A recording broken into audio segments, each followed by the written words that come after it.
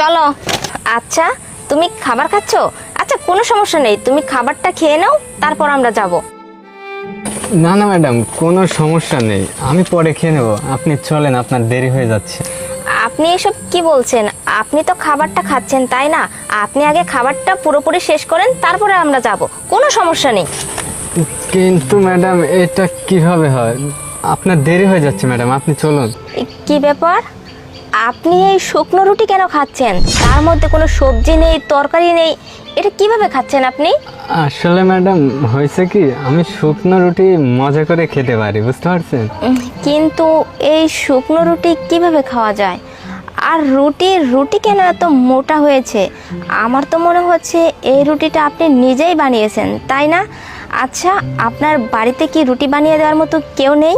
হ্যাঁ ম্যাডাম, আপনি ঠিকই বলছেন, রুটিটা আমিই বানিয়েছি। আর আপনি কি বললেন যে রুটি বানানোর লোক নাই? ম্যাডাম, রুটি বানানোর লোক আছে, আমার বউ আছে, একটা ছেলে আছে, তারা গ্রামে থাকে, আর আমি তো শহরে আসছি। ওরা তো ওই জায়গা থেকে এসে এই জায়গায় সবজি বানিয়ে দিতে পারবে না, তাই না?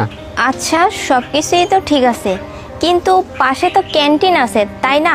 আপনি তো চাইলে ক্যান্টিন থেকেও কিনে খেতে পারেন, কিন্তু এই শুকনো রুটি কিভাবে খাচ্ছেন আপনি? আসলে ম্যাডাম, আপনাকে আমি কিভাবে যে কথাটা বলি, আমি সামান্য একটা সিকিউরিটির চাকরি করি, এখানে 12,000 টাকা বেতন পাই। এই বেতনে বাসায় আবার পাঠাইতে হয়, ছেলের পড়াশোনার খরচ আছে, ওয়াইফ একটু অসুস্থ, এই মোটামুটি সব কিছু পাঠিয়ে দেওয়ার পর আমার কাছে 3,000 টাকা থাকে। সেই 3,000-এর ভেতরে আবার রুম ভাড়া 2,000 টাকা দিই, আর এই 1,000 টাকা দিয়ে আর কি খাবার হবে? এই জন্য ম্যাডাম আমি রুটিই খাই। আচ্ছা ঠিক আছে, আপনি এখানেই দাঁড়ান, আমি নিজে ক্যান্টিন থেকে খাবার এনে আপনাকে দিচ্ছি, তারপর ওটা আপনি নিজে খাবেন, ঠিক আছে? না না ম্যাডাম, আপনাকে ক্যান্টিন থেকে খাবার আনতে হবে না। ক্যান্টিন থেকে খাবার আনলে আমার খরচটা বেড়ে যাবে। এক সময় আমার ক্যান্টিনে খাবার খেতে অভ্যস্ত হয়ে যাবে, তখন তার আমার টাকাতে কুলাবে না। তার থেকে ম্যাডাম আমি এই রুটিই খাই। আচ্ছা ঠিক আছে, আপনি ওখানে বসে খাবারটা খেয়ে নিন, তারপর আমরা দুজন চলে যাব। আচ্ছা ঠিক আছে ম্যাডাম।